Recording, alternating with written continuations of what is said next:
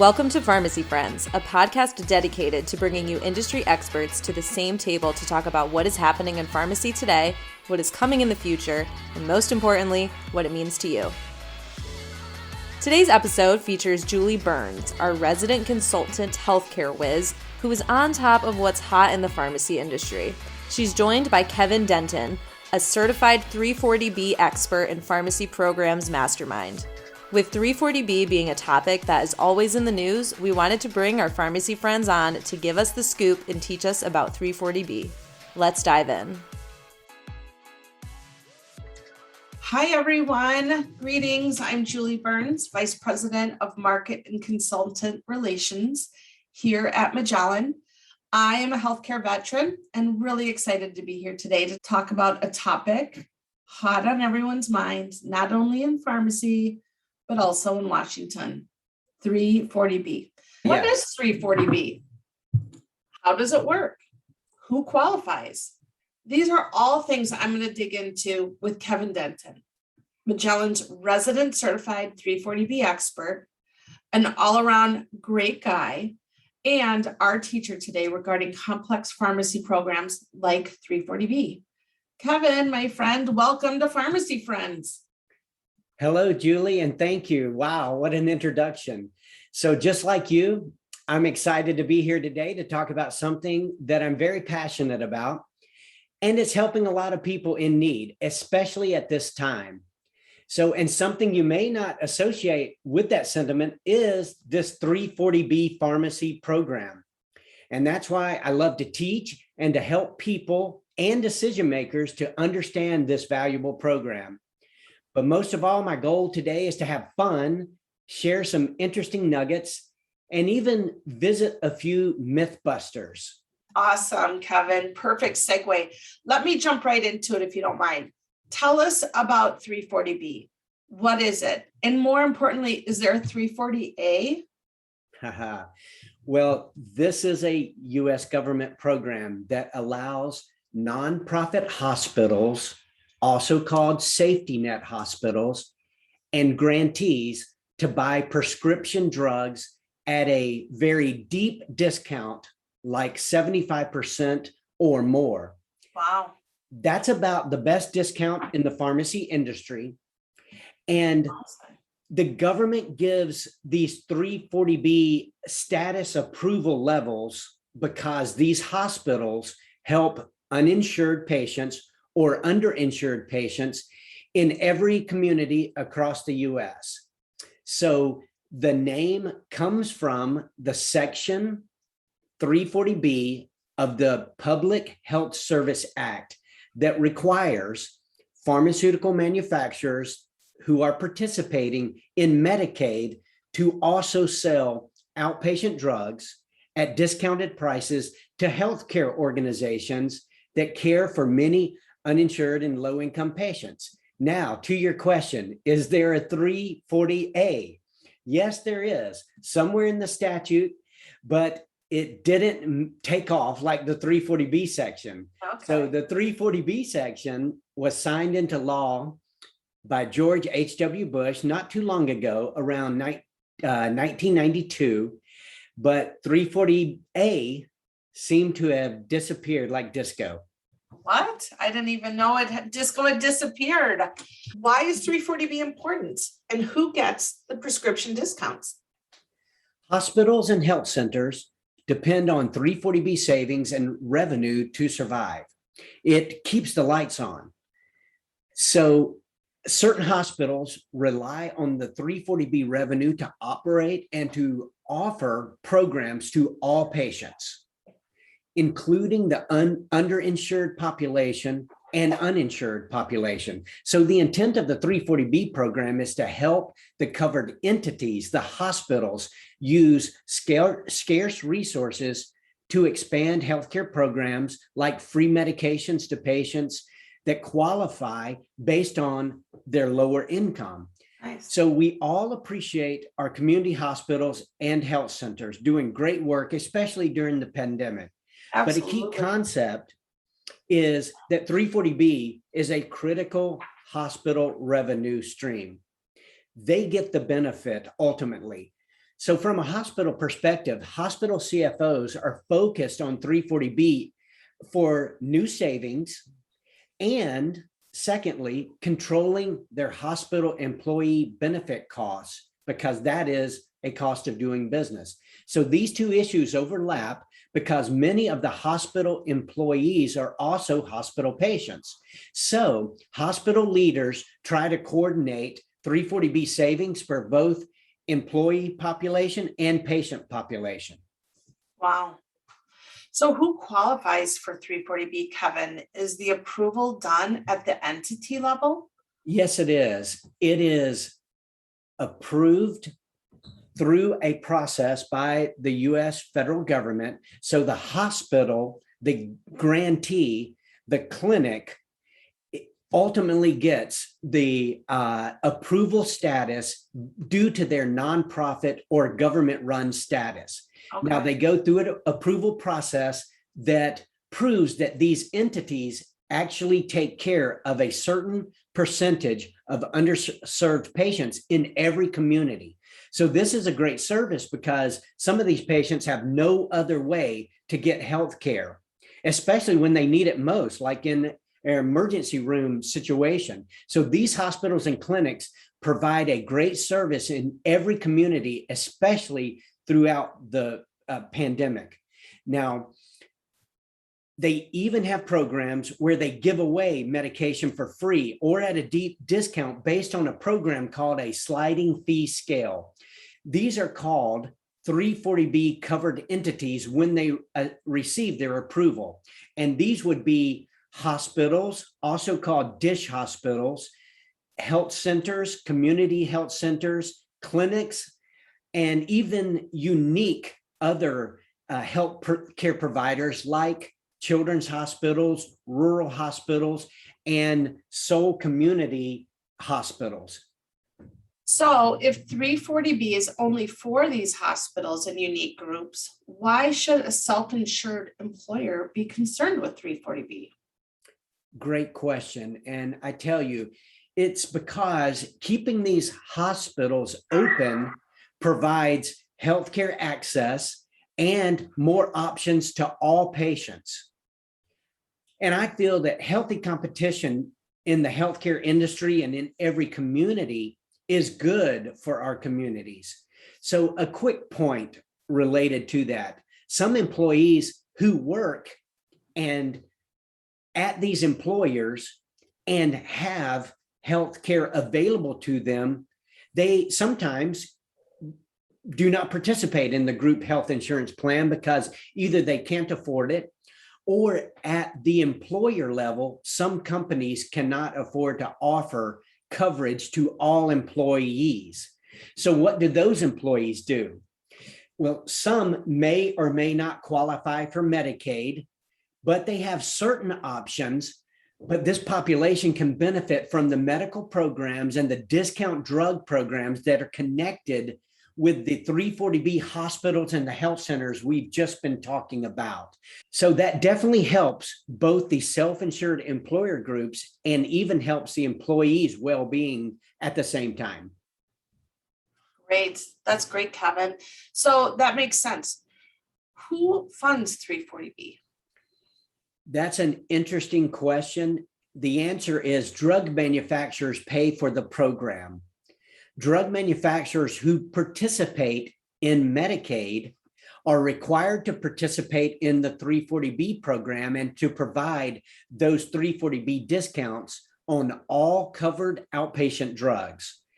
So to view which manufacturers participate in the 340B program, you can visit the 340B OPAIS search page. A 340B participating manufacturer must provide a 340B price on all covered outpatient drugs that meet the definition on the Social Security Act. So in short, pharma or drug manufacturers give the discount and pay for the program by offering the discount for the drugs on the 340B formulary list. All right, so let me just say that again. It's the 340B OPAIS website. Correct. Great. So is 340B, Kevin, is it only for uninsured or underserved patients?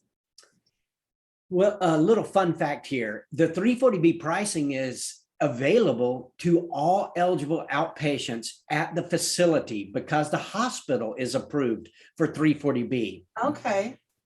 So if a patient has insurance, the patient really just pays their normal copay and they get their medication like normal. So it's sort of invisible, and that really benefits the hospital, but it's the same copay and the same price if a patient has insurance. But in that case, the hospital would benefit in that scenario based on its 340B buying power. So it's the same there, but if a patient is uninsured, the patient would absolutely benefit based on the hospital's drug discount program. And it's sometimes based on income. For instance, a certain hospital may have a program that is based on a income below or above the poverty level. And that varies according to hospital to hospital. So this is a big help for someone like a diabetic patient who might struggle to pay for their insulin and diabetic supplies. They can get all those supplies, all insulin and diabetic medications, sometimes at a very deep discount or even free, depending on the program at that hospital or community health center. Okay.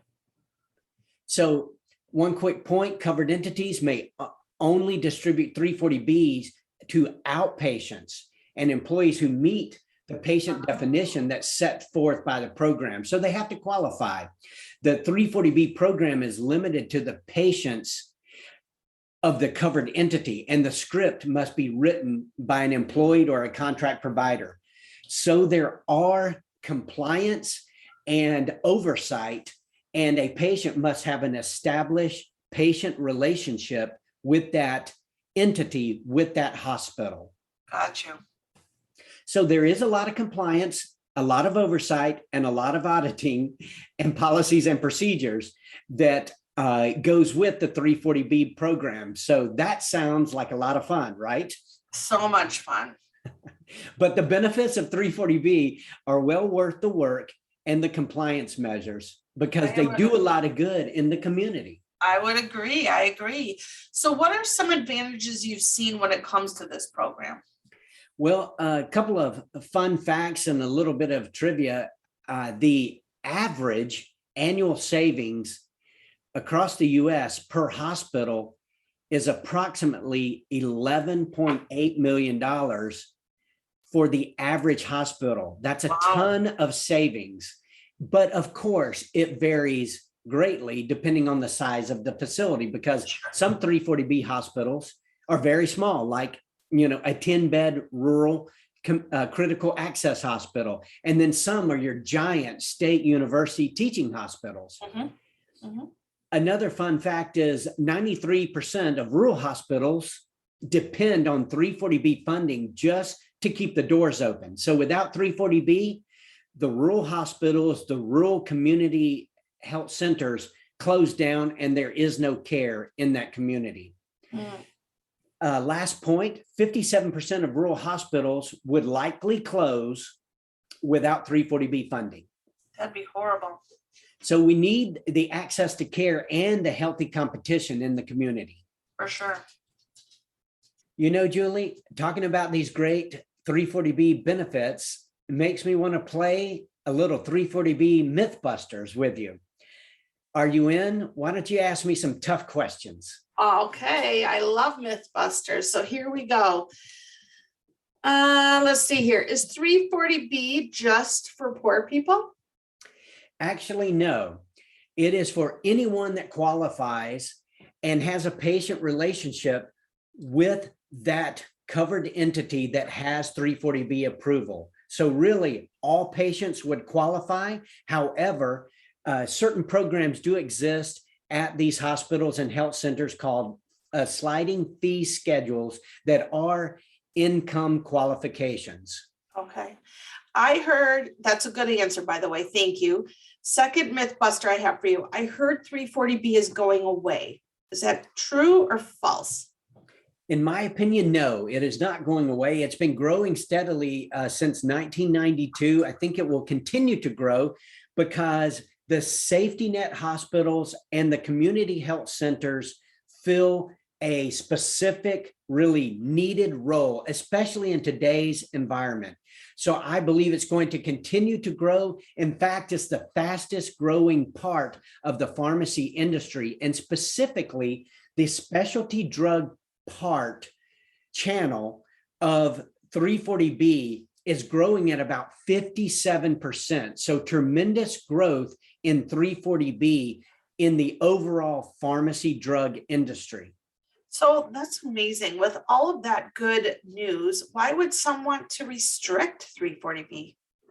Well, some want control and more oversight over 340B, specifically the ones who pay for the discount.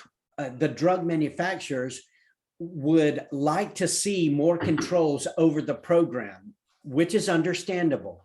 So there is a push from drug manufacturers to curtail or have additional insight. However, I think the hospitals and the grantees are in such need right now. I still feel the program will continue to grow and the restrictions will be held in check. So I think we're going to see growth, but there is an ongoing struggle between pharma, drug manufacturers, and sort of the federal government on what the program encompasses and where the restrictions lie. All right. So as I'm looking to 2022, Kevin, and kind of planning out some of my taxes, does the 340B program come out of my taxes? That's a great question. I get that a lot. It's like, who really pays for the program? Right. And that is the drug manufacturers pay for the program. They fund the program. So it doesn't come from our taxes. It's not taxpayer money. And the federal government doesn't even pay for the program. So that's a real mythbusters you asked there. Yeah, well, good session on the mythbusters. I learned a lot. But let's get back to business, should we? What do you think the future of 340B holds? Like I said, I believe the 340B program will continue to grow like it has for the last 30 years because it's needed now more than ever. Right. It's a hot topic in politics. So stay tuned to this podcast for the next episode coming soon on new 340B developments and other pharmacy topics. Oh, Kevin, I can't wait. Thank you so much. You really are our expert. I love it. All right. Well, stay tuned for the next one. Thank you. I'll tell you what, I always learn something new when listening to an episode of Pharmacy Friends. A huge thank you to Julie and Kevin for joining Pharmacy Friends and teaching us all a little thing or two about 340B. Make sure you rate this podcast 5 stars and subscribe so you don't miss an episode. We'll talk soon.